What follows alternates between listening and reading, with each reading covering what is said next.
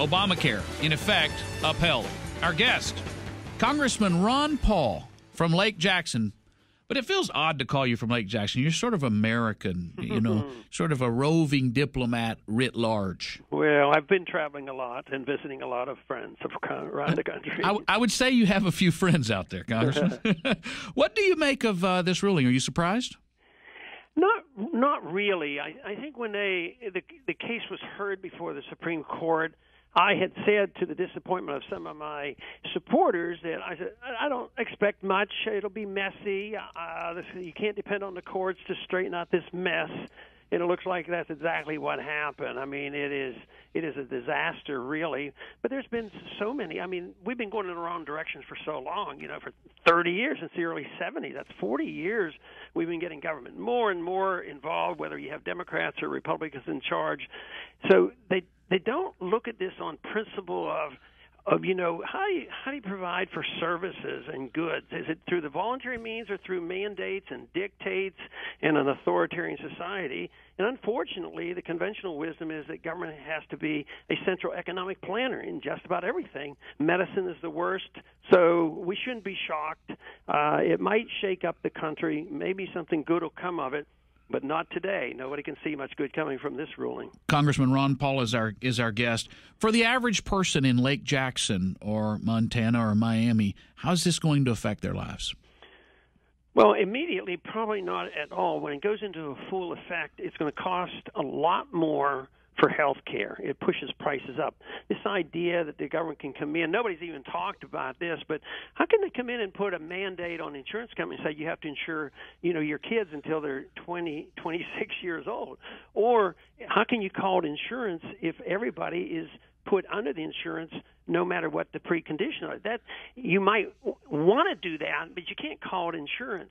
So the people are going to have less quality care. It's going to cost a lot more no matter where you are.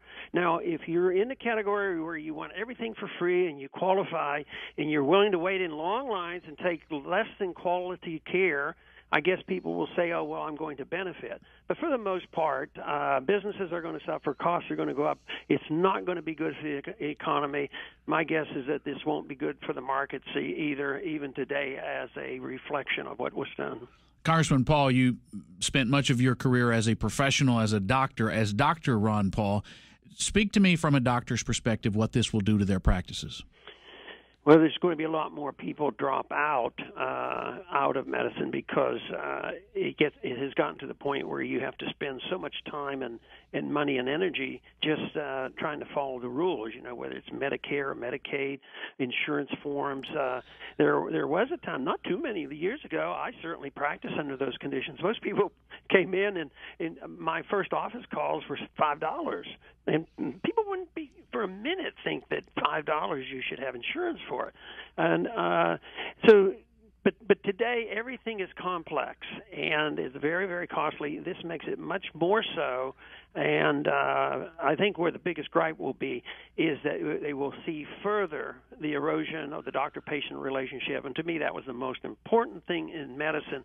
And that is why we should always think about how, if government's going to go and mess up a segment of the economy like this, please consider the fact that people who want to and assume responsibility for themselves can opt out and assume responsibility for themselves.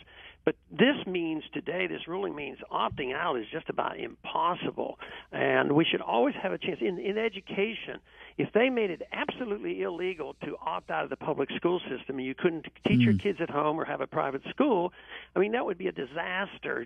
But opting out is a principle that we could live with in spite of all what government does. Of course, everything should be voluntary in a free society. There should be no mandates whatsoever. Congressman Ron Paul is our guest. Dr. Ron Paul as well. For people who are frightened of the words death panels, does Obamacare have death panels? Yeah, and it's rationing of care, and the death penalty. The death panel term is used to grab people's attention, And those are very, very strong words. They would never consider the fact that that's what they are. They're not going to have a panel and say, well, who's going to die and who isn't. But in reality, there's some truth to that, because with government medicine, you always have rationing. The demands go up, prices are lower than they should be, and then there's a shortage. And when the shortage comes, since the market's not regulating it, somebody has to do it. So the bureaucrats come in, not the doctors, not the patients, not the families, who should make the decision who gets transplants and who gets on dialysis. But if the demands get too high and people start living into their 80s or 90s, then it's only government that's going to determine, oh, no, we don't have enough machines, so we will have to decide who gets the dialysis machine or whatever care that they need. So if you don't get it, then you die. So the death penalty gets people's attention, but I think the people who are involved in this honestly don't think, well, I'm going to decide who should live and die, but really that is what they're doing, because they're rationing care.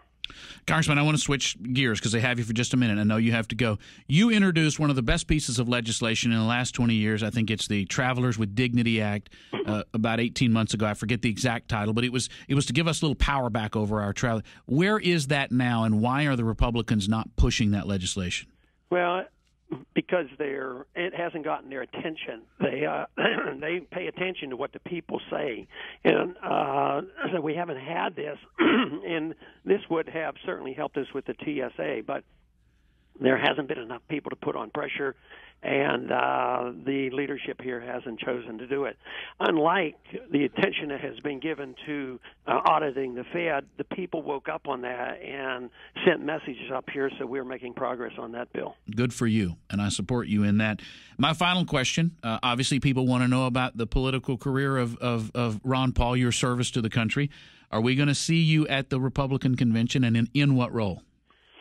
Well, there's a lot of uncertainty there because of my independence. You can understand that I'm not exactly welcomed, with an independent voice where, they take taxpayers' money of $18 million to coronate somebody, and you're not supposed to have a discussion or a debate or talk about the platform or what we believe in and the pros and cons and have a little contest going on. So, no, it hasn't been ruled one way or the other. I've been offered essentially nothing. There is nothing assumed. The one thing for sure is that we will have a presence there. We will have several hundred delegates and hundreds of more alternates, and we will have a lot of people who will be required to vote for Romney, who will be actually our supporters. So we will have a presence there. And the day before the convention starts, we are going to have our rally just in case I don't get a chance to say anything on the floor of the convention. So let me say, Congressman Ron Paul, Bill Kristol be damned. I think your independent voice for this country is a very, very healthy part of the process, and I hope you will continue that for many years to come. Thanks for being our guest. Thank you very much. Congressman and Dr.